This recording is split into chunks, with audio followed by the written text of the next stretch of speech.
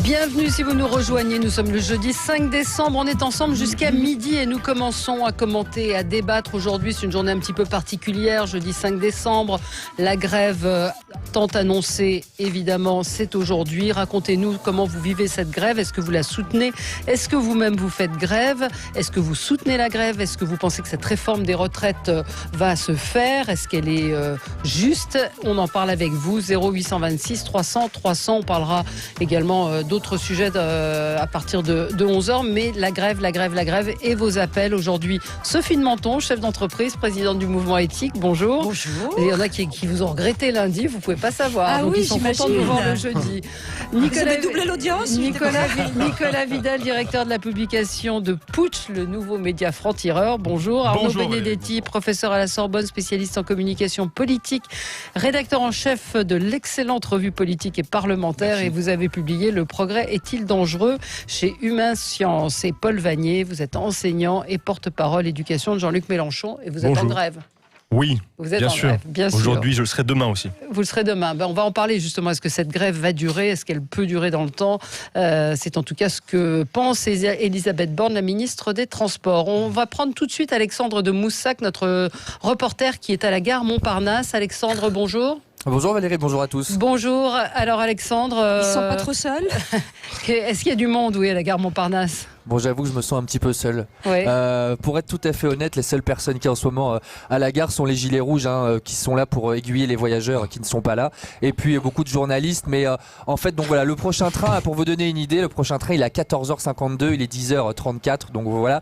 Mais ce qui m'a le plus étonné, en fait, c'est que il y a évidemment certains trains qui sont arrivés en cette matinée à la gare Montparnasse, notamment des trains qui venaient de Rennes et de Nantes, et ils étaient quasiment vides, notamment celui de Rennes. Il y avait, j'ai pas pu compter exactement, mais je sais pas, moins de 30 personnes dedans. Et donc j'ai demandé, un peu naïvement, pourquoi ces trains qui sont vides arrivent. Ils nous ont dit tout simplement, quand des trains sont prévus dans le roulement, ils roulent, peu importe le nombre de personnes qu'il y a dedans, pour ne pas faire de tort aux quelques personnes qui eux sont dans le train. Vous savez que c'est des lignes où en général les gens viennent donc de Rennes, de Nantes à Paris pour la journée et qui ont préféré travailler de chez eux, voilà, tout simplement. Et ça, c'était des trains qui étaient prévus. C'était des trains qui étaient prévus et à partir du moment où ils sont prévus, même s'il y a une personne dedans, le train ira à destination. C'est comme ça que ça se passe. C'est normal. Oui, voilà. mais tout à fait. Et donc il y a peu de voyageurs, c'est ce que vous nous dites, les gens ont pris... il y a très peu de voyageurs. Il y a, là, il reste 9 trains d'ici à 19h. Il y en avait quelques-uns, il y en avait 5-6 ce matin. J'étais à la gare de Lyon un peu plus tôt. Et donc là, la gare Montparnasse, il y a des trains là qui vont partir entre 15h et 19h, moins d'une dizaine. Voilà. Donc c'est très très calme, c'est assez effarant. Il y a une quinzaine de gilets rouges qui discutent entre eux parce que ils n'ont pas grand chose à faire d'autre là et puis voilà. Les gilets rouges, Sophie demande ce que sont les gilets rouges. Ce sont les gilets rouges, ce sont ces personnes qui sont là pour aiguiller, pour donner conseil aux personnes. Ce ne sont pas des manifestants, n'ayez pas peur. Ce ne sont pas des manifestants, voilà. Non, mais c'est pas ceux qui avaient manifesté contre la grève. Non, ça n'a rien à voir. C'est les gilets foulards. C'est les foulards rouges. C'est les foulards rouges. Merci beaucoup Alexandre. Et n'hésitez pas si d'un seul coup il se passe quelque chose, gare Montparnasse, que d'un seul coup. J'ai tout ce qu'il faut. Non, mais je sais qu'il y a quelques fonctionnaires de police qui eux attendent d'éventuels manifestants qui pourraient aller par des trains. Alors ils contrôlent les gens qui ont des gros sacs, mais bon, il y a rien ici. On fouille les bébés. Voilà, on fouille. Merci beaucoup Alexandre d'être intervenu. Merci à vous. Non, les gilets rouges sont ceux qui sont sur les quais de gare et qui aident et qui accompagnent les voyageurs. Voilà, donc jour J pour la mobilisation contre la réforme des retraites. On attend 245 rassemblements et manifestations dans tout le pays. Le ministre de l'Intérieur dit attendre également des Black Blocs, évidemment, et des gilets jaunes radicaux. Je cite le ministre de l'Intérieur, Paul Vanier. Je ne sais pas ce que c'est, un gilet jaune radical. Oui, non, mais je vous pose la question. C'est jaune poussin. C'est jaune poussin. C'est l'intensité de la couleur peut-être. On a Didier Maïsto qui est également sur une moto et qui va suivre la manifestation de l'intérieur. Cette grève, Paul Vanier, vous êtes gréviste, militant, vous irez manifester cet après-midi. Vous pensez que c'est un mouvement qui va durer? C'est peut-être la question qu'on se pose ce matin. Et gréviste pourquoi? Pardonnez-moi Valérie, mais gréviste pourquoi? Vous ne savez pas qu'aujourd'hui c'est une grève contre le projet de réforme des retraites du gouvernement? Il y a je ne sais pas combien de grèves aujourd'hui. Il y en a Personne qu'une. ne fait la grève grève pour la même chose. Bon, la question m'était, je crois, globalement, adressée. c'est la réforme des retraites, oui. Voilà, Allez-y, exactement. Et je crois que c'est uniquement, hein. extrêmement clair. Bon, peut-être que vous essaierez de diluer ce message, mais je suis en grève comme tous les Français et toutes les Françaises qui sont concernés par ce projet de contre-réforme. Parce que va-t-elle faire ? Elle va appauvrir des millions de retraités.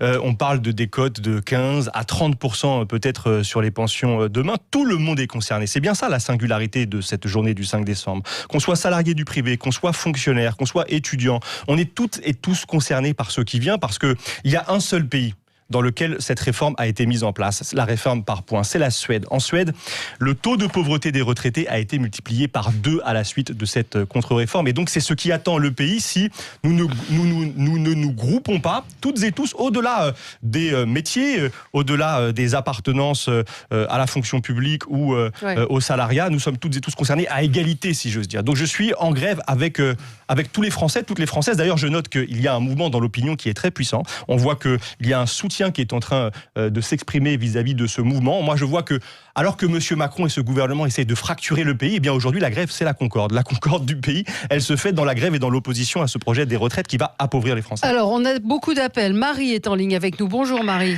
Bonjour Valérie, bonjour à vos invités. Alors, je commence. Alors, déjà, je vous parle au nom de plusieurs chefs d'entreprise.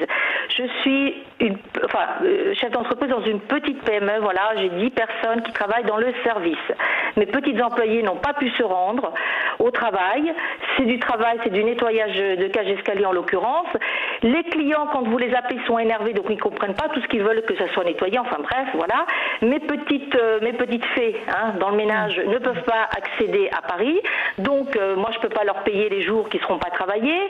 Elles gagnent le SMIC. Voilà ce que ça fait. Je suis consternée par le monsieur qui vient d'intervenir en disant que tout le monde est perdant. Non, quand on entend que les petites retraites vont être plafonnées à 1 000 €, déjà, il y a des gagnants. Absolument. Peut-être pas assez, mais il y a des gagnants, premièrement. Deuxièmement, on monte en mayonnaise tout et n'importe quoi. Et je remercie les étudiants qui n'ont pas suivi ce mouvement, parce qu'effectivement, quand on est étudiant, c'est peut-être difficile, mais quand on est dans un pays comme la France, on peut travailler, on peut s'en sortir. Mon fils a rémunéré ses études en travaillant tous les jours. Il a Bac+5, il a terminé cette année. Qu'est-ce qu'il faisait comme travail? Des sorties, des rentrées de poubelle tous les soirs. Et pourtant, il est le fils d'un chef d'entreprise. Voilà. Donc, je témoigne parce qu'en France, on peut s'en sortir. Et qu'on n'aille pas me dire qu'on va se suicider parce qu'il n'y a rien. Il y a le secours populaire. Il y a il y a tout. On peut manger, on peut boire, on peut dormir au chaud. Alors, c'est peut-être pas le nirvana, c'est peut-être pas pour tout le monde, mais quand on veut, on peut. Voilà. Il faut juste voilà. Et moi, je suis consternée parce qu'aujourd'hui, on va encore mettre le Paris surtout à feu et à sang. Peut-être pas, j'exagère, mais en tout cas, on va encore casser. Et tous ces gens qui cassent, ils peuvent pas payer. C'est pas des gens qui payent des impôts. Quand vous payez des impôts, vous ne pouvez pas dégrader comme ça et casser. Alors voilà, on va subir. Nous, petits commerçants ou le petit chef d'entreprise, on subit. Et moi, je suis effondrée parce que moi, j'ai du personnel qui est plein de bonne volonté et des petites mains qui gagnent le SMIC. Et voilà, et elles sont pénalisées parce qu'elles vont avoir un salaire. Quel sera le salaire en fin d'année? Est-ce qu'on va pouvoir assurer la prime de fin d'année comme on l'a fait l'année dernière? Mais je ne sais pas. Oui. Vous savez, j'ai qu'une envie, j'ai 59 ans, c'est de plier le bagage et de dire stop, j'en peux plus. Parce que nous, les petits, on travaille pour tous ces gens qui sont là toujours à se plaindre. Bon, on vous entend, Marie, c'est un autre son de cloche qu'on entend effectivement sur cette radio. Sophie, vous partagez évidemment. Alors, je j'imagine partage l'avis de évidemment Marie. ce que dit Marie. On le vit tous, les entrepreneurs, même effectivement, des salariés. C'est pas juste qu'ils prennent leur RTT. Parce qu'ils ne peuvent pas venir et qu'on ne peut pas les payer. Ça leur fait des vacances en moins. Je veux dire, il y a une injustice dans cette grève. Mais ce que je voudrais dire, je vais dans le sens de Marie, évidemment, mais ce que je voudrais dire, c'est que ils sont aussi coupables, ceux qui font grève, que ceux qui ont provoqué la grève. Je veux dire que là, j'ai envie de dire qu'il faut recommencer tout à zéro. Le système français qui consiste à ne pas donner le contenu vraiment d'une réforme, d'attendre la grève, d'annoncer quand on vous annonce une grève le 5, d'annoncer qu'on donnera le résultat et le contenu de la réforme le 10, c'est juste lamentable. Et moi qui suis une macroniste a priori, je trouve ce système déplorable. Vous êtes une macroniste contrariée, on va dire. Très contrariée. Oui, mais contrariée, c'est embêtant, parce que c'est embêtant. La base s'effrite. La base s'effrite. Elle était déjà étroite. Alors, il a le mérite, premièrement, d'avoir voulu faire quelque chose. chose d'avoir hérité de 25 ans d'inefficacité, mais la méthode, et on pourra en reparler quand même. La méthode, elle est déplorable, mais il n'y a rien à sauver. En plus de ça, alors je ne vais pas rentrer dans le détail, mais ce système de points, je suis assez d'accord, est absurde.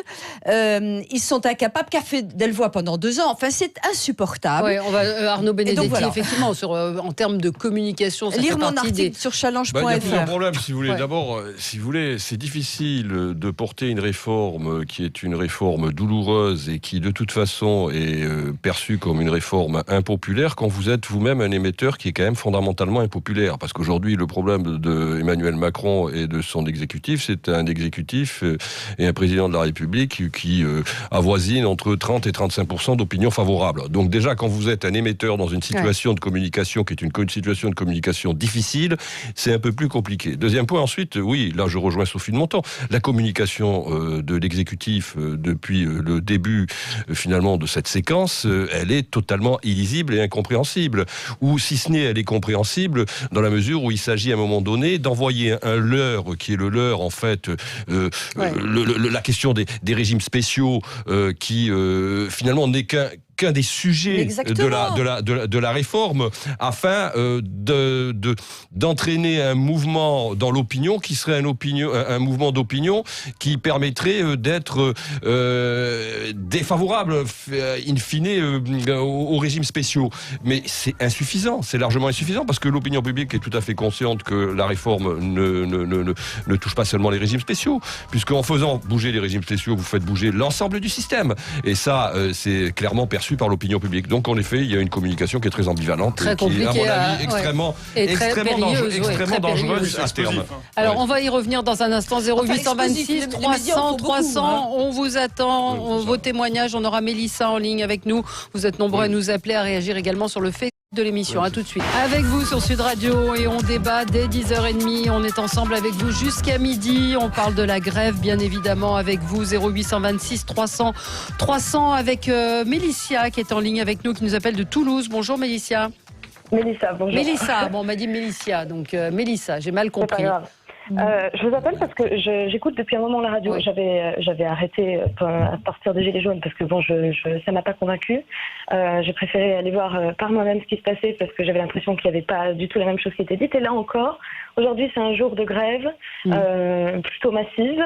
Et j'entends quoi ? J'entends que tous les prétextes sont bons pour dire que les gens travaillent de chez eux.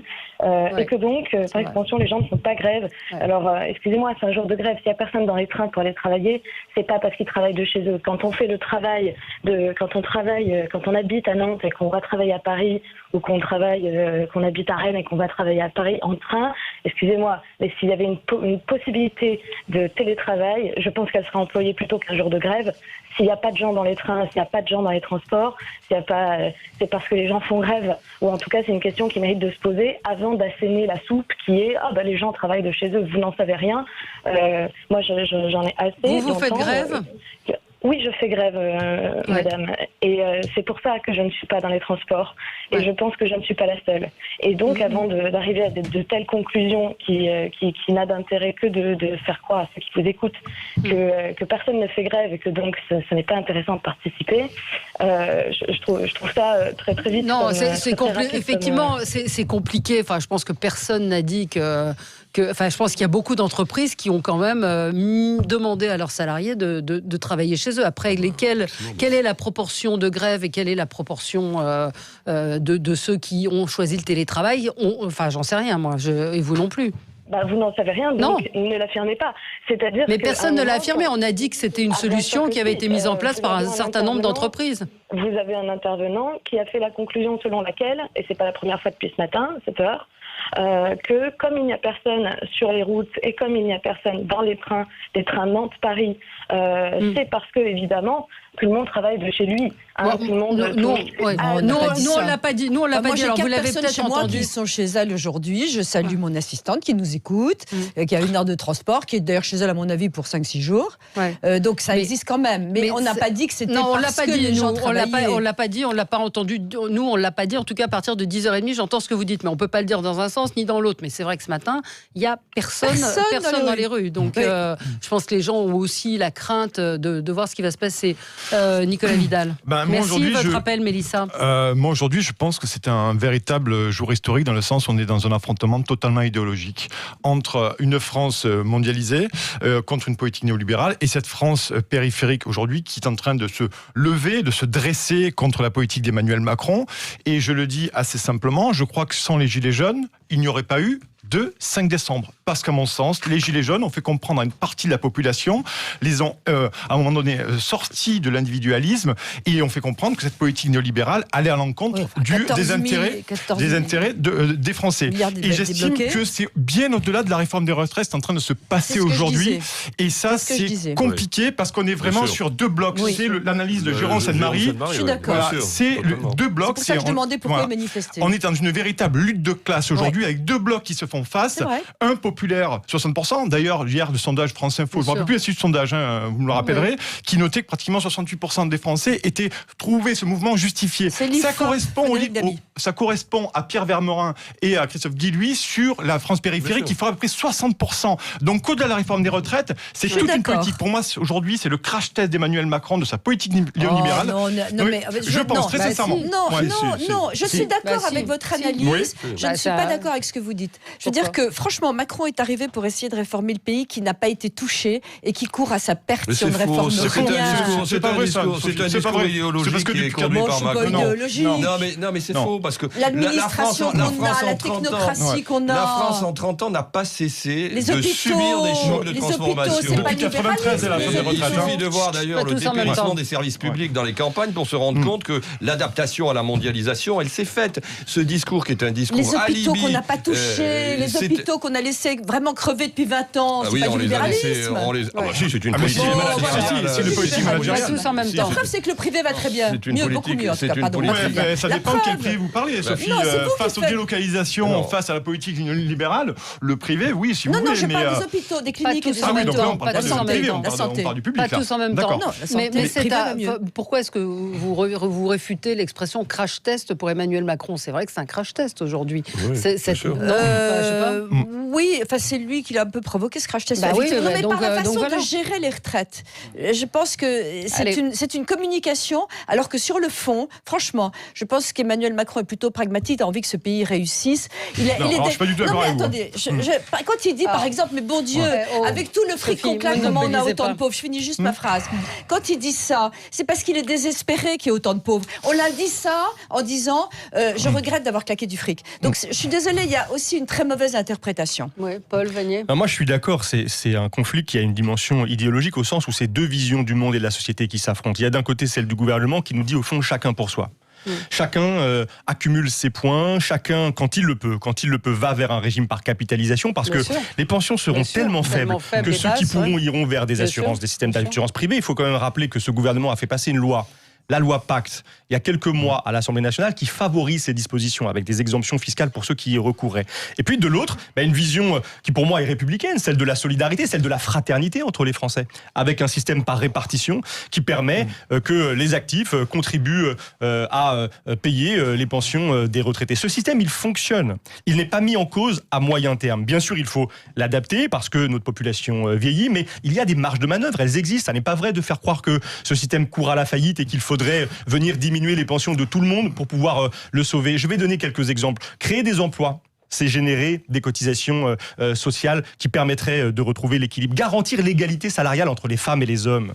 Au fond, c'est la loi qui, en principe, le garantit. Cet écart est de 20%. C'est encore créer des cotisations qui permettraient d'alimenter nos régimes de retraite. Erreur, mais ça n'est pas une erreur, c'est illégal. Pourquoi ce gouvernement ne s'attelle pas à cette question fondamentale? Le combat féministe, il est central aujourd'hui. C'est aussi un combat social. Voilà quelques mesures. Il y a la taxation des revenus du capital. Vous savez qu'aujourd'hui, un salarié en France, et on parle de la France périphérique, ces ouvriers aujourd'hui, dans notre pays, ils travaillent 45 jours par an pour payer des dividendes. Dans les années 80, c'était 9 jours. La France est le pays record d'Europe du versement des dividendes. Ce n'est pas une phrase tout faite, c'est un fait social. Et bien voilà, là encore, la taxation du capital. Sans dividendes, un moyen, laissez-moi terminer, Madame de Menton, un moyen de financer nos régimes de retraite. Donc il y a des solutions qui permettraient de préserver un modèle de solidarité et de fraternité, au fond un modèle républicain. C'est ça que M. Macron met en cause aujourd'hui. On a Pierre en ligne avec nous. Bonjour Pierre, vous nous appelez du département de l'Oise. Bonjour à vous. Bonjour. On vous écoute. Est-ce que vous êtes gréviste ? Non, je suis pas gréviste. Moi, je suis chef d'entreprise en fait. Ouais. Et je voudrais faire passer un message qui est à la fois un message positif, mais aussi un message relativement ferme. Je pense qu'il faut tous qu'on change nos modèles. Nous, en entreprise, on doit changer nos modèles économiques, s'adapter au marché. Ce qu'on fait, le gouvernement, lui, le gouvernement, il doit effectivement adapter parce que le régime de la retraite est à revoir, évidemment à repenser. Et puis je pense que les gens qui font grève aujourd'hui, qui surfent sur leur 13e mois pour faire grève, et qui parlent, alors je ne sais pas si ce sera le cas, et c'est mon message, qui parlent de bloquer la France, franchement ça me révolte parce qu'il y a des entrepreneurs, dont je fais partie, qui doivent assumer des salaires tous les mois pour leurs salariés. Et aujourd'hui, quand on a la responsabilité, ce qui est mon cas, de 50 salaires à la fin du mois, si la France est bloquée, si le business s'arrête, il faut malgré tout qu'on paye des salaires. Et croyez-moi, on ne surfe pas sur des revenus exceptionnels. Et il y a un vrai danger. Et je pense qu'il faut changer le modèle aussi de la grève. Je suis fils de syndicaliste, donc j'assume parfaitement ce droit de grève. Mais par contre, il faut absolument changer, ne pas bloquer la France, ne pas bloquer le business, et essayer de réfléchir de manière pérenne. Et vous savez, j'ai des amis qui sont aussi entrepreneurs à l'étranger. Ils ne comprennent pas le modèle français. Ouais. Et franchement, j'ai un peu honte, je dois dire, de l'image qu'on donne à l'extérieur de la France. Merci Pierre, on va réagir à ce que vous dites. On va marquer une pause. Arnaud Benedetti, vous réagirez, parce que ce que je ressens au travers des appels, c'est qu'on est aussi en train de monter les Français les uns contre les autres. Dans les 2 appels qu'on a eus, c'est assez clair. On se retrouve dans un instant, à tout de suite. Avec vous sur Sud Radio jusqu'à midi, on est ensemble pour commenter l'actualité évidemment dominée par cette grève dans les transports, manifestations, mobilisations un petit peu partout en France. Les syndicats de cheminots promettent une démonstration de force. La SNCF annonce 90% des TGV annulés, 80% des TER. La RATP annonce un trafic extrêmement perturbé. Alors dites-nous si vous faites grève, si vous soutenez la grève, si au contraire, et on a eu 2 chefs d'entreprise, on va y revenir, qui nous ont dit que pour eux c'était catastrophique. On en parle avec Nicolas Vidal, directeur de la publication de Putsch, Sophie de Menton, chef d'entreprise, présidente du mouvement éthique, Arnaud Benedetti, professeur à la Sorbonne, spécialiste en communication politique, et on va en reparler de la communication du gouvernement parce que là aussi il y a des choses qui ne sont pas très compréhensibles. Rédacteur en chef de la revue politique et parlementaire. Point. Votre livre, c'est Le progrès est-il dangereux ? Et Paul Vannier, enseignant et porte-parole éducation de Jean-Luc Mélenchon. Et vous faites grève, vous nous l'avez dit tout à l'heure. Paul Vannier, donc Arnaud Benedetti voulait réagir à l'appel de Pierre, donc chef d'entreprise. Moi, ce qui me semble dans cette phase qu'on est en train de traverser, si vous voulez...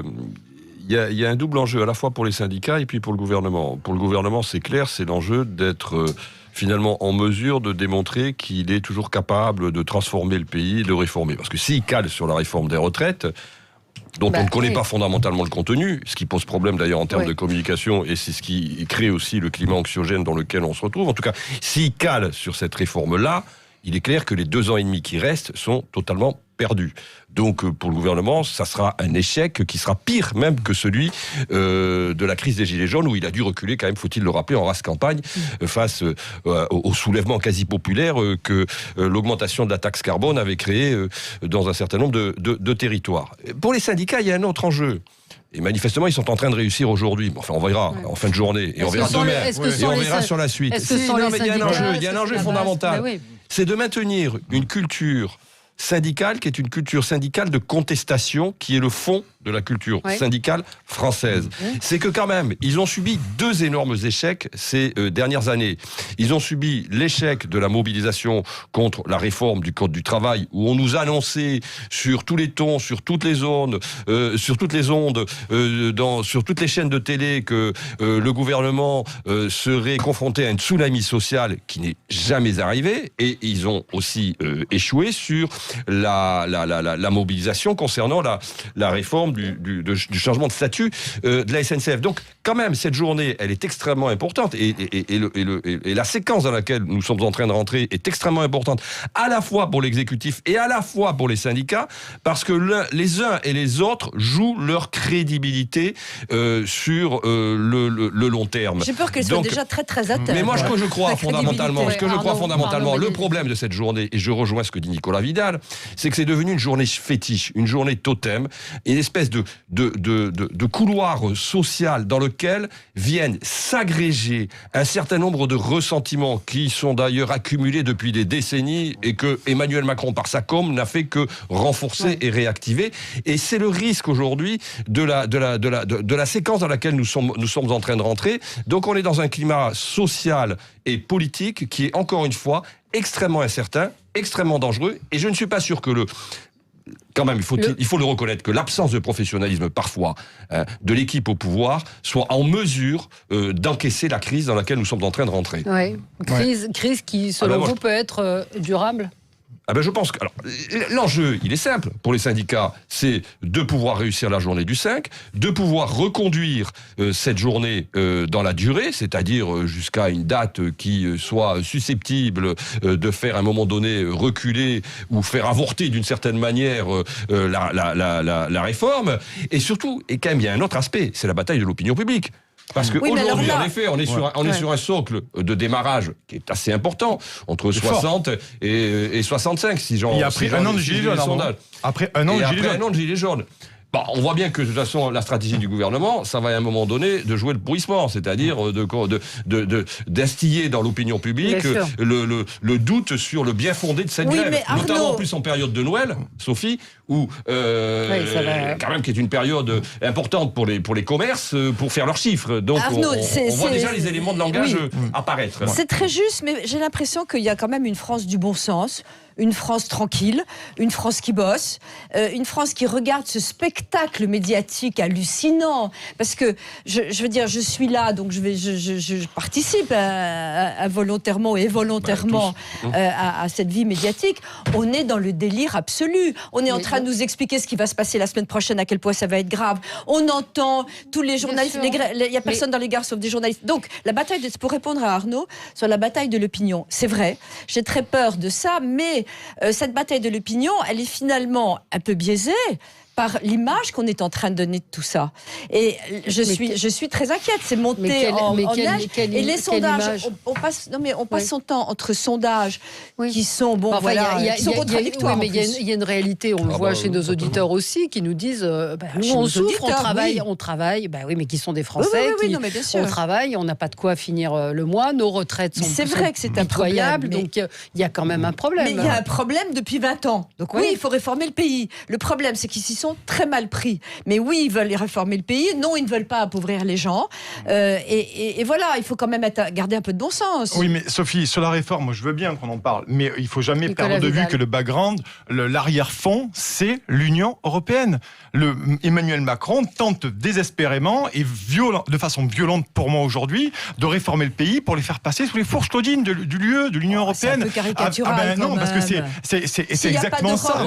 C'est exactement ça. Et là, il y a une fracture. C'est-à-dire que l'Union européenne, aujourd'hui, les gens l'ont bien compris. Rappelez-vous, dès le début des Gilets jaunes, le Frexit, c'est arrivé assez régulièrement dans les manifestations. Ils s'en sont rendus compte. La paupérisation, c'est pas un leurre. La flexibilisation, la urbanisation, les gens n'en veulent pas parce qu'ils ne peuvent pas. Je le dis à chaque fois, les Gilets jaunes et la France périphérique sont les caucus de cette mondialisation-là. Et c'est pour ça que je dis qu'il y a un affrontement fort entre deux blocs. Et je reviens sur les syndicats. Je poursuis ce que disait Arnaud. Je pense que les syndicats aujourd'hui sont dans un sale état aujourd'hui. Parce que j'ai l'impression de plus en plus que la base est en train de les supplanter. Et aujourd'hui, ils sont pour moi juste dans l'organisationnel. C'est ce qu'on dit déjà en 95. Là, aujourd'hui, on se rend compte quand même qu'ils sont vraiment à la ramasse, et c'est aussi depuis les Gilets jaunes, où excommunication des politiques, excommunication des syndicats. Paul Vannier, vous êtes d'accord avec ça ? Parce qu'on a dit aussi que les syndicats discutaient avec le gouvernement, qu'il y avait une sorte de plan aussi qui était prévu, c'est-à-dire la grève, des accords qui vont être annoncés, etc. Et qui risque d'y avoir un débordement par la base qui ne suit absolument plus les syndicats. Mais je crois que ceux que nous affrontons, tous ceux qui sont engagés dans la grève, est à ce point vaste que forcément le combat va dépasser les organisations syndicales. J'entendais ce petit patron, votre auditeur, qui disait qu'il était patron d'une PME ou d'une TPE. Mais regardons, prenons leur point de vue. Ce qui est aujourd'hui le moteur de la consommation, le moteur de la croissance de ces entreprises, c'est justement, la consommation. Cette réforme des retraites, elle va appauvrir des millions de retraités dont on sait que dans notre pays, ils jouent un rôle central en matière de consommation. Les retraités, par leur pouvoir d'achat, ils font fonctionner quantité d'artisans, de petits commerçants, de petites entreprises. Eh bien, on va les appauvrir. Et donc, on va porter atteinte au tissu économique de notre pays. Nos petites entreprises vont être en difficulté, vont voir leur carnet de commandes diminuer. Elles vont peut-être, en raison de cette situation, devoir licencier. Donc on voit que, y compris de ce point de vue-là, y compris du point de vue des petits entrepreneurs, ils n'ont pas intérêt à cette contre-réforme, parce qu'elle va appauvrir ceux qui consomment dans leurs entreprises, parce qu'elle va les appauvrir eux-mêmes, parce que quand on est petit patron aujourd'hui, on cotise à des caisses de retraite. Eh bien, eux aussi vont voir leur pension diminuer de 15, de 30%. Et je pense qu'ils n'ont pas très envie de mettre une partie de leur salaire net dans des fonds de pension privés dès aujourd'hui, parce que ce serait aussi renier leur pouvoir d'achat. Donc, cette situation très particulière où toutes et tous sont concernés, toutes et tous vont être appauvris par cette contre-réforme, eh bien forcément, elle appelle des cadres de mobilisation différents, nouveaux. Les syndicats ont leur rôle à jouer, ils le jouent. Les gilets jaunes, on l'a vu, les figures des gilets jaunes, et c'est un fait important, ont toutes appelé aujourd'hui à se joindre au combat. Il y a un nombre d'organisations politiques qui le font. Mais pas aux syndicats, Paul. Mais oui, mais peu importe. D'ailleurs, ce qui compte, c'est que tout le monde se retrouve. Et moi, je voudrais quand même le dire sur cette question des retraites, parce que bien sûr, il y a un climat de colère, mais il est très clair que si les gens sont en grève aujourd'hui, c'est contre un projet de loi en particulier. Celui-ci, c'est un projet politique aussi. Oui, bien sûr, il porte une vision du monde. Large, mais c'est ça qu'il s'agit c'est de ça dont il s'agit d'obtenir le retrait, pas d'autre chose à cette heure. On a en ligne avec nous Florent. Bonjour Florent. Bonjour, bonjour à tous les auditeurs de Vous êtes étudiant ? Je suis étudiant à l'université de Nanterre et on a monté un truc à l'IUT des métiers du livre. Donc pour ma part, je veux rentrer dans le milieu de l'édition et on a décidé de se bouger et d'y aller contre ce projet de retraite, certes, mais aussi pour nos conditions de vie. Alors j'entends Madame Elisabeth Lévy depuis ce matin. J'essaye de vous écouter et de peser les arguments de part et d'autre pour pas être but en blanc. Mais comprenez les conditions de vie. Moi, je vais vous expliquer les miennes. Ça va être plutôt simple. Je cherche un boulot depuis 3 à 4 mois. Juste pour payer mes études. J'ai un bac plus 7 cette année. Et donc diplômé en Sorbonne, bientôt diplômé à Nanterre. Et on m'explique que non seulement je vais pas avoir de retraite, ou on va devoir baisser mes pensions, mais pour trouver un boulot, c'est encore plus difficile. Et après, on va nous expliquer quoi ? Qu'en plus, on va sucrer des retraites, c'est-à-dire le modèle de société française. Donc certes, je vais dire, j'ai des valeurs d'attachement à la gauche, Ambroise Croizat et tutti quanti, mais quand même, même si je me place du point de vue d'un petit patron, on peut pas expliquer ce que le gouvernement nous explique, c'est-à-dire baisse des réformes, plafonnement à point. Très bien, il y a peut-être des réalités de l'entreprise que j'ignore parfaitement, je peux l'entendre, mais il faut aussi entendre, non pas simplement une souffrance sociale, mais cette idée qu'on a envie de bosser, on a envie de déterminer notre avenir, on a envie de contribuer nous aussi. Et donc le projet de retraite, quand on nous a dit vous allez travailler encore pendant des années en baissant vos pensions et nous condamner en fait à la précarité, ça je peux pas l'entendre. Mais je serais ravi d'avoir un débat argumenté pour pouvoir développer un peu plus ma pensée. Mais voilà ce que j'avais à dire. On vous entend, effectivement, les étudiants aussi, alors non pas pour l'instant suivi le mouvement, mais il y a des AG, il y a des assemblées générales dans les universités dans un certain nombre d'universités. Ça n'a pas l'air de prendre pour l'instant dans l'université, mais enfin on va voir ce qui va se passer. Non, mais sur la question des gilets jaunes et des syndicats, il faut quand même faire attention parce que ce sont deux sociologies différentes. C'est-à-dire que la sociologie qui aujourd'hui se mobilise, c'est quand même la sociologie de la fonction publique. La sociologie des gilets jaunes, c'était une autre sociologie. Donc c'est vrai que l'une des questions et l'une des interrogations du moment que l'on traverse, c'est de savoir si cette jonction entre ces deux sociologies va s'effectuer. Cette sociologie des gilets jaunes qui est celle d'une France périphérique, de salariés du privé souvent, voire parfois d'indépendants qui se sont mobilisés, de petits patrons qui se sont mobilisés en décembre et novembre dernier, vont-ils finalement rejoindre cette sociologie qui est aujourd'hui la sociologie des gros bataillons syndicaux qui sont dans les rues et qui font grève. Donc là, il y a une vraie question. Ce n'est pas sûr. Ce n'est pas sûr parce que pour une raison simple, c'est que justement, la sociologie des Gilets jaunes, n'oublie pas qu'elle n'a pas été rejointe par cette sociologie-là lors du mouvement des Gilets jaunes. Souvenez-vous quand même, les hésitations des syndicats vis-à-vis du mouvement des Gilets jaunes, qui a eu d'énormes difficultés à se positionner. D'ailleurs, les Gilets jaunes ne voulaient pas aussi des syndicats. Mais il y avait quand même une incompréhension entre ces deux mondes-là. Alors aujourd'hui, est-ce que l'articulation va se faire ? C'est une question. En effet, si l'articulation se fait, là, le gouvernement est en danger. Je me permets, Valérie, 3 secondes. Sur les lives que j'ai vus ce matin depuis la mobilisation, je peux vous assurer que sur un certain nombre de régions, un certain nombre de ronds-points, un certain nombre de raffineries, tous les lives montrent très clairement qu'il y a des gilets jaunes et des syndiqués. Donc ça, c'est extrêmement intéressant parce que je pense que la convergence des colères est en train de prendre forme. Voilà. On continue ce débat avec vous, 0826 300 300. Paul Vannier, vous réagirez à ce qu'il vient de dire Nicolas Vidal dans un instant. À tout de suite. Avec vous sur Sud Radio jusqu'à midi, jeudi 5 décembre, journée de grève. On en parle avec vous, 0826 300 300. Êtes-vous gréviste? Est-ce que vous êtes patron comme ceux qui nous ont appelés et dans la difficulté? On en parle avec vous et avec Sophie de Menton, Nicolas Vidal, Arnaud Benedetti et Paul Vannier. Vous voulez réagir, Paul, sur ce qu'on disait juste avant? Je me souviens même plus. Ouais, non, mais sur la petite musique qui consistait à dire que seuls certains se mobilisent. Aujourd'hui, il y a 2000 appels à la grève dans le secteur privé. C'est inédit, c'est incroyable. On voit qu'il y a des petits commerçants en province qui se mettent en grève, qui ont fermé boutique parce qu'ils considèrent qu'ils vont y passer, quoi. On voit qu'il y a des cadres supérieurs qui arrêtent de travailler parce que eux aussi ont bien compris que leur intérêt était mis en cause par cette réforme. Donc c'est une journée très, très particulière, très large, très puissante. Moi, je pense que c'est la journée du peuple français qui défend ce qu'est notre pays. Notre pays, il est héritier aussi du Conseil national de la résistance. Il est héritier de conquêtes qui ont fait... On parlait de l'image de la France, mais notre pays est envié dans le monde. Parce que notamment, il traite avec respect et considération et avec dignité ces personnes âgées. Ceux qui ont travaillé toute leur vie, qui ont acquis un droit, celui à une retraite convenable, confortable parfois, mais convenable au moins, eh bien, nous devrions nous en réjouir. Nous devrions protéger comme un bien parmi les plus précieux dont nous disposons cette réalité. Monsieur Macron propose d'en terminer. La France est première de ce point de vue-là. Nous sommes un modèle pour d'autres. Il n'a pas proposé d'en terminer. Il voudrait continuer à payer les retraites. De balayer cet acquis et ce qui est une référence dans le monde entier. Les retraites ne sont pas menacées, madame, à la condition, effectivement, de donner à nos caisses de retraite les recettes qui leur permettent de fonctionner. À chaque fois qu'on fait des exonérations, ce fut le cas lors du mouvement des Gilets jaunes, quand monsieur Macron a fait croire qu'il distribuait 10 milliards d'euros, qu'en fait les Français se payent par eux-mêmes, parce que dans ces 10 milliards d'euros, il y a nombre d'exonérations de cotisations sociales qui ensuite manquent aux caisses de retraite, manquent aux régimes sociaux. Et donc, il faut garantir ces rentrées pour pouvoir, de façon digne encore une fois, apporter à chacun et à chacune ce qui lui est dû. Robert est en ligne avec nous, bonjour. Bonjour. Bonjour Robert. Bonjour. Oui. Vous nous appelez d'où? Je vous appelle de l'Hérault, de Sète. D'accord. Et voilà. Vous êtes en grève, vous soutenez la grève? Je suis retraité. Suis retraité. Bon, j'ai fait à la fois du public et du privé. Donc, je suis retraité, donc je bénéficie de cette retraite. Moi, mon intervention, c'est j'ai des petits-enfants. J'aimerais que le modèle social que nous avons élaboré, j'entendais évoquer le Conseil national de la résistance, j'adhère tout à fait à ces valeurs, mais c'était aussi des valeurs d'égalité. Or, aujourd'hui, notre système de retraite, il faut bien l'avouer, est totalement inégalitaire. Et l'effort qui est fait pour essayer de faire en sorte que le régime soit unitaire me plaît beaucoup, si vous voulez, et ceux qui revendiquent la spécificité, je l'entends aussi, seulement la spécificité, je pense qu'il faut la leur donner pendant leur période d'activité. C'est-à-dire que moi, je suis tout à fait favorable à augmenter à la fois le salaire des pompiers, le salaire des policiers, de ceux qui ont des métiers pénibles et dangereux.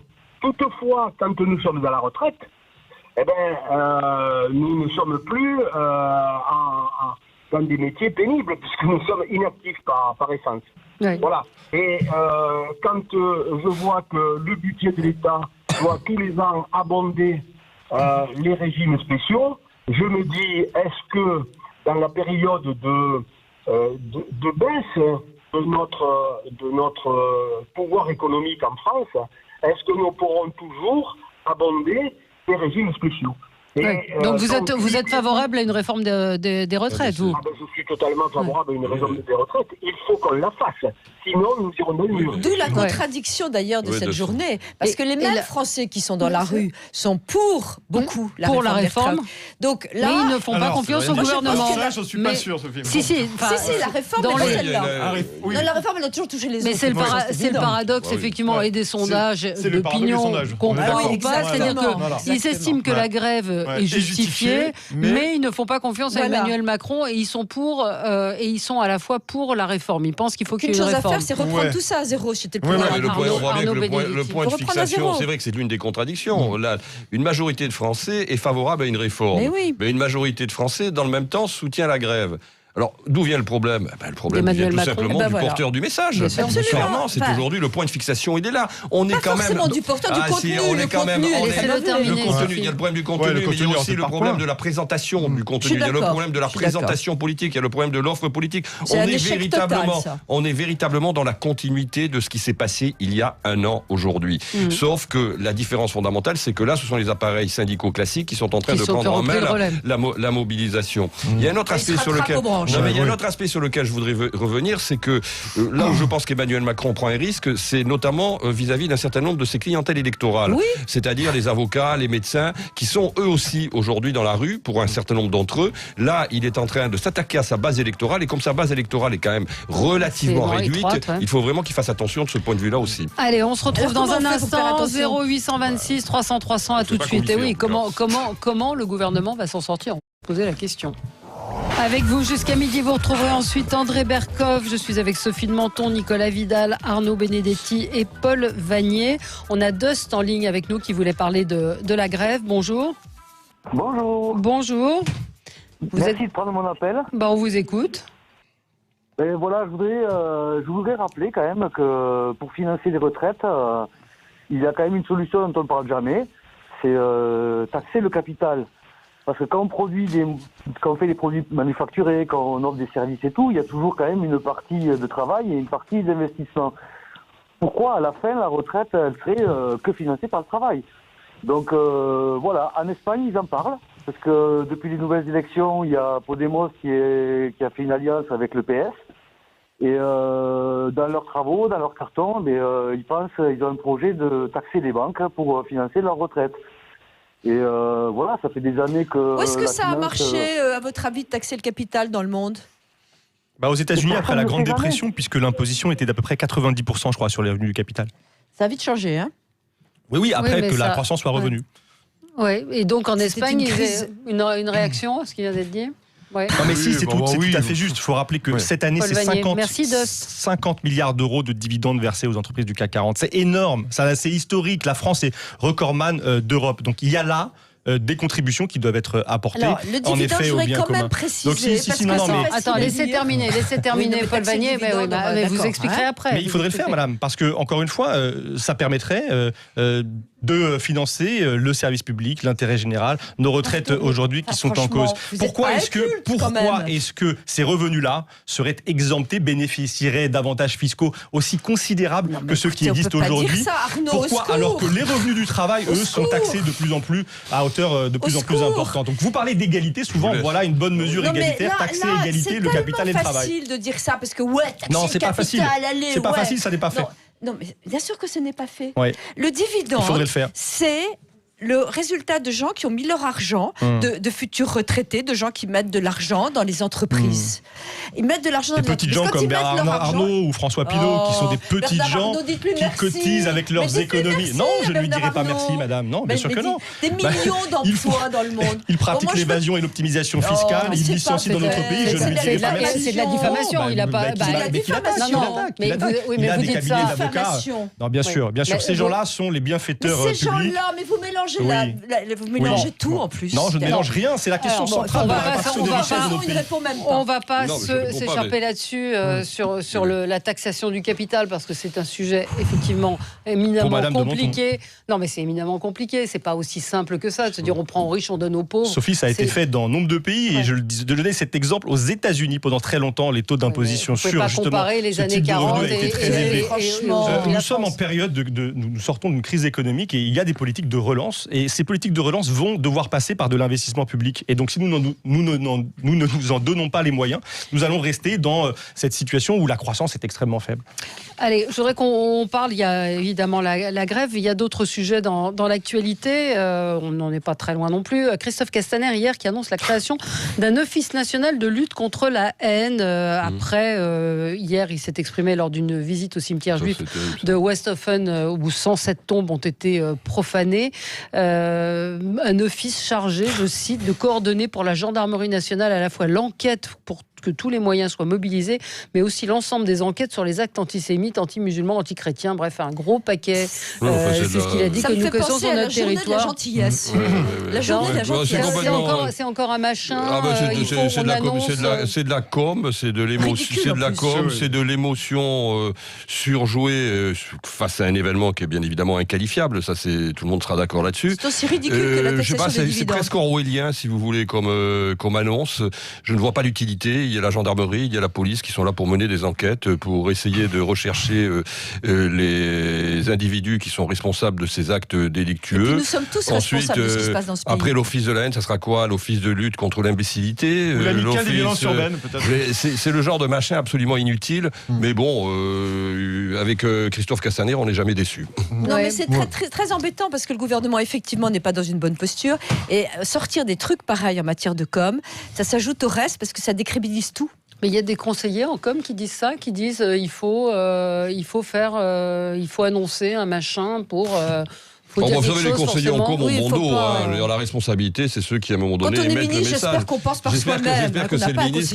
J'espère que le ministre est responsable de ses actes plutôt que de faire porter la responsabilité sur ses conseillers en communication. En tout cas, manifestement, ce n'est que de la communication, ce type d'annonce. C'est pour marquer le recul de l'état de droit aussi. C'est pour masquer le recul de l'état de droit. On est là dans des choses qui sont complètement hallucinantes venant du ministère de l'Intérieur. C'est absolument hallucinant. On ne comprend pas très bien ce que ça veut dire. Soit il y a de la police, soit il y a la gendarmerie. Il y a la police, il y a des interpellations, Arnaud dit, il y a des enquêtes. Si on commence à faire des offices nationaux, je ne sais quoi, on va en faire partout tout le temps, mais le problème sera-t-il réglé? Non, je crois que moi c'est toujours pareil, on est vraiment dans le recul de l'état de droit permanent, et ça devient vraiment préoccupant face aux défis qui s'annoncent et qui se confrontent à nous. C'est vraiment, pour le ministre de l'Intérieur, je suis désolé, c'est effrayant. Voilà, c'est effrayant. Paul Vanier, vous avez réagi comment quand vous avez entendu ça hier? Le racisme est une question trop grave pour être prise comme ça, pour être l'objet d'un coup de com'. Il y a une vraie question aujourd'hui avec la montée du racisme d'extrême droite dans notre pays. Je veux dire, ces tags nazis dans ce cimetière juif l'illustrent. Moi, je me rappelle aussi de ces tentatives de meurtre contre 2 musulmans devant une mosquée à Bayonne. On aurait pu d'ailleurs attendre ce jour-là que monsieur le ministre de l'Intérieur, Castaner, se déplace pour marquer la solidarité du pays avec les victimes de cet acte de haine. Et puis, si j'osais dire, je dirais que cet office aurait peut-être un premier objet, c'est Castaner lui-même, parce qu'en matière de haine anti-manifestants, avec le bilan terrible et le sang qu'il a sur les mains. La haine, elle est aussi dans cette répression que le gouvernement...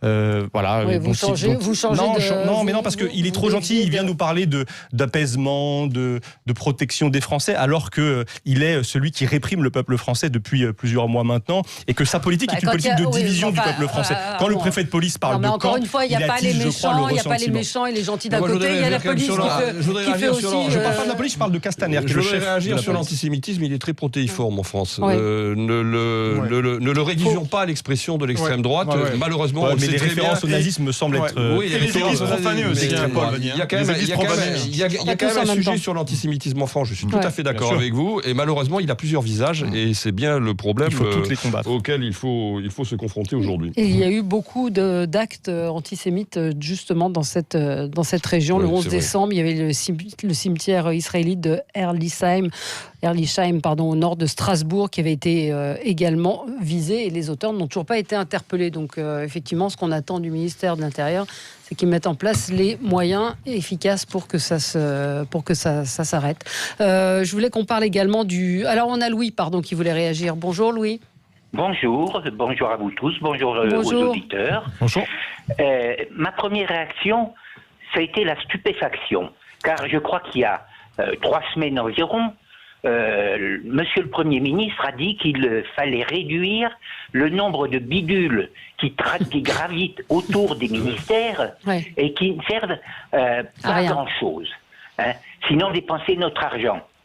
Et puis, voilà que Monsieur Castaner décide de créer un office avec le conseil probablement de sa horde de consultants.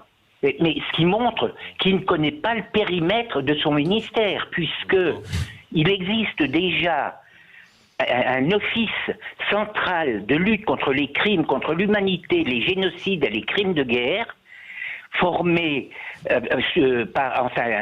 créé par un décret de 2013 de Monsieur le Premier ministre, et qui a exactement, on ne connaît pas encore le périmètre qu'aurait ce bidule Castaner. Ben non, je crois que moi je l'ai appelé machin. On l'a appelé machin, mais machin, bidule, c'est un peu la même chose. Peut-être que la solution serait un remaniement. C'est synonyme pour moi. Ouais. Simplement, elles sont par expérience jusqu'à maintenant.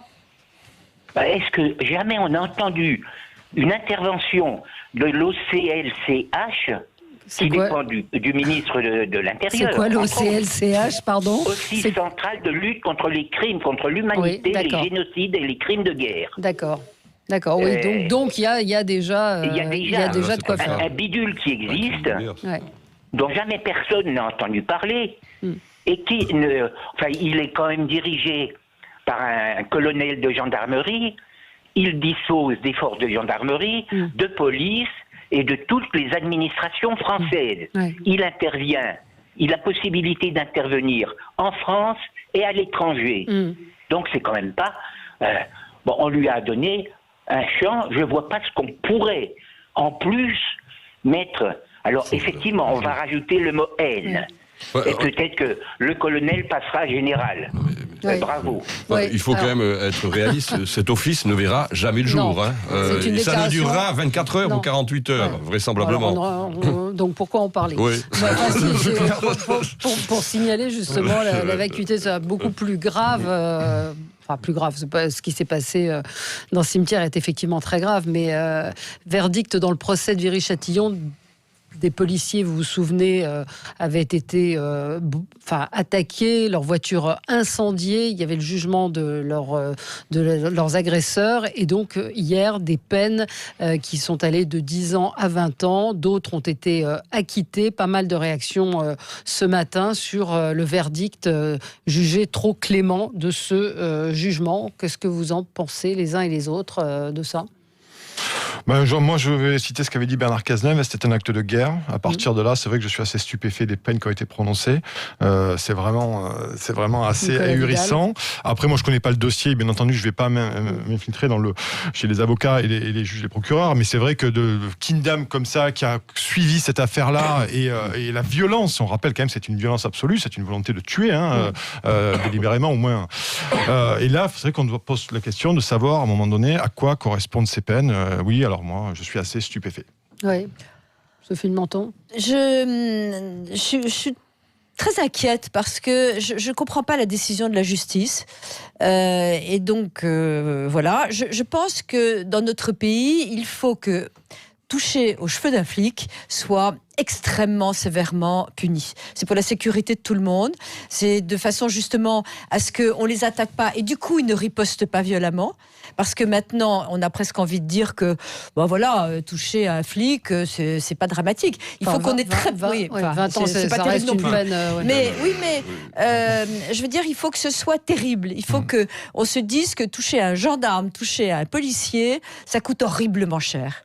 Donc voilà, donc je pense que c'est on commande pas une décision de justice, donc je vais pas la commenter. Je sais pas d'où sort cette phrase, on peut la commenter, mais moi en tout cas je ne comprends pas et je trouve que ce qui a été fait est horrible. Il n'y a pas pire. Tout le monde est attaqué là-dedans. La sécurité, chaque individu est touché par ce qui a eu lieu et la France et la République. Ouais. Donc Paul Vanier, partagez pas. Non, mais je ne suis pas juge. En tout cas, c'est toujours un message de solidarité qu'il faut apporter aux policiers dans ces circonstances. C'est dramatique. C'était une tentative de meurtre, d'assassinat. C'est là où on a un petit peu de mal à comprendre. C'est extrêmement grave. Mais en séparant bien les choses, mais pour aller aussi au-delà, c'est aussi une politique de maintien de l'ordre, une politique policière qui est interrogée. Mais si, parce que ça date quand on dit on va niquer du flic et qu'on balance. Parce que y compris les policiers eux-mêmes ont dénoncé le fait qu'on leur demandait de surveiller une caméra de surveillance. Ça n'a aucun sens, ça n'avait aucun sens. Et ce type de gestion des forces de l'ordre, ridicule et grave et dangereuse pour eux, elle est aussi à interroger. Ça nous parle du manque d'effectifs, ça nous parle des moyens qui manquent dans la police, ça nous parle d'une doctrine, celle de la politique politique du chiffre qui n'a pas grand sens. Ça nous parle de la vidéosurveillance qui ne produit pas d'effet. Oui, bien sûr aussi. J'ai bien séparé les deux choses. Mais les policiers eux-mêmes ont dit qu'ils avaient été mis en danger par leur hiérarchie en étant astreints à cette mission absurde et qui n'a aucun sens du point de vue des policiers. Donc c'est aussi ça qu'il faut interroger si l'on veut faire en sorte que ce type d'événement ne se reproduise pas. Oui, mais c'est aussi, Paul Vannier, le problème du territoire perdu de la République. C'est-à-dire qu'aujourd'hui, il y a des volontés politiques aussi de ne pas enfreindre certains territoires où les flics ne peuvent plus aller, il faut le dire aussi, et ça pose vraiment des problèmes. Et là, d'ailleurs, je vous rejoindrai sur la répression policière. Ils ont des consignes de ne pas y aller. On est d'accord. Ne pas y rentrer. Ne pas y rentrer. Oui, mais ça. Et donc, on voit ce que ça donne, et effectivement, ça pose vraiment des problèmes. Et là, je vais vous rejoindre sur la répression pour les gilets jaunes. Il y a quand même 2 pois 2 mesures. Voyez-vous, là, sur des quartiers, on ne peut pas y aller parce qu'on estime que non, ça va déclencher une émeute avec une espèce de saupoudrage ou d'huile. Et par contre, les gilets jaunes, là, on tape allègrement sur les gens. Voilà. Donc ça, effectivement, là, je peux vous rejoindre là-dessus parce que je trouve qu'il y a vraiment 2 poids 2 mesures dans le maintien de l'ordre. Donc quand on veut, on peut. D'ailleurs, on a vu aujourd'hui ce qui va se passer sur le dispositif policier de la manifestation. C'est massif. Je viens de passer par les Champs-Élysées. J'ai vu 2 blindés, j'ai vu des cars de CRS. Donc, on veut mettre l'ordre, on y va. On met des blindés sous l'Arc de Triomphe. Il y a des belles photos à prendre d'ailleurs pour ceux qui peuvent y aller. Mais par contre, dans les quartiers difficiles, c'est la République qui a renoncé. Ah ben oui, c'est parce qu'il n'y a plus de services publics, les commissariats ferment. Vous savez que dans le 93, vous avez combien de maires qui demandent l'ouverture d'un commissariat dans leur commune? Mais vous avez raison là-dessus, Paul Vannier. Parce que voilà. Donc, quand on dit des quartiers perdus, c'est aussi la République parfois qui abandonne, qui renonce, mais qui ne veut pas y aller pour pas créer le désordre aussi. Oui, peut-être, mais c'est aussi parce qu'elle ne se donne pas les moyens de répondre à l'enjeu d'égalité pour tous les territoires. On verra s'il y a un appel ou pas qui est fait, appel soit des policiers, soit du parquet à suivre. On se retrouve dans un instant, on va faire vos coups de cœur et vos coups de gueule, ce qui a retenu votre attention dans l'actualité. À tout de suite. Sud Radio, c'est vous qui en parlez le mieux. Une radio très participative. Sud Radio, parlons vrai. Brigitte Lahaye, Sud Radio. Dès 14h avec Pascal. Le traité constitutionnel européen qu'on leur a fait avaler 3 ans plus tard. Là, c'est monsieur Sarkozy à travers le traité de Lisbonne, et ce qui n'est pas sans conséquence aujourd'hui sur l'état de l'opinion publique au moment où l'on parle. De la haine de l'Europe à cause de ça. Arnaud, votre coup de gueule. C'est un coup de gueule parce que c'est le Canard enchaîné qui a publié ça, je crois, mercredi, et ça a été repris, j'ai vu sur le site du Point ce matin. C'est une note de la Direction générale des finances publiques concernant les agissements d'un certain nombre de ces agents qui sont parfois eux-mêmes des fraudeurs du fisc. Et ce qui est extrêmement étonnant, et je crois qu'il y a à peu près sur 85 cas de fraude, il y en a au moins près de 30% ou 40% qui touchent des questions de fraude fiscale. Et on parle d'un agent notamment qui ne déclare pas ses revenus fonciers issus d'une SCI et qui n'a reçu qu'un blâme. Donc l'étrange finalement indulgence de l'administration fiscale avec les siens et l'extrême sévérité, bien évidemment, de l'administration fiscale lorsqu'il s'agit d'un petit commerçant ou d'un indépendant. Je trouve que quand même, à un moment donné, si l'État veut être crédible, il faut qu'il le soit du bout en bout et sur toute la chaîne de commandement. Et là, en l'occurrence, c'est tout à fait déplorable. Sans parler des montants des retraites de sénateurs. Mais ça, c'est une parenthèse. Moi, j'ai un coup de cœur, un coup de gueule, pardon, un coup de gueule violent. Pas violent, mais les démocrates musulmans se lancent et le parti présente 2 listes dans la capitale. Et je trouve que présenter des listes électorales, l'Union des démocrates musulmans français présente une partie de ses candidats pour les municipales, c'est la porte ouverte à tout. Pourquoi pas la liste électorale des Juifs, la liste électorale des je sais pas, des Anglais. Je trouve non mais n'importe qui peut présenter une liste électorale. Le Brexit maintenant, Sophie de Montfort, c'est fini ça. Ou des Français. Et je trouve que c'est très grave de casser cette unité républicaine. Une liste électorale est une liste électorale de républicains français, point. Et donc je trouve que l'autoriser est une erreur fondamentale. Et c'est ce qu'a fait Emmanuel Macron récemment, j'ai pas du tout compris. Paul Vannier ? Non, mais moi, c'est un coup de gueule contre Jean-Michel Blanquer qui nous prend vraiment pour des demeurés, parce qu'il nous dit qu'aujourd'hui, je reviens au sujet, il nous dit que nous manifestons sans comprendre pourquoi nous manifestons, alors que lui-même, je le note, est incapable de nous expliquer le détail de cette réforme. C'est quand même paradoxal. Ce gouvernement nous dit que nous ne comprenons pas et lui-même cache manifestement, attend de dévoiler les mesures qu'il va prendre. Bon voilà, je me méfie beaucoup des opérations de propagande du gouvernement. J'en donne une petite, vous savez, cette fameuse avancée qui consisterait à dire qu'il n'y aurait pas de retraite en dessous de 1 000 €. Je voudrais donner ces chiffres aux auditeurs. En 2015, le montant du minimum vieillesse était de 800 € par mois.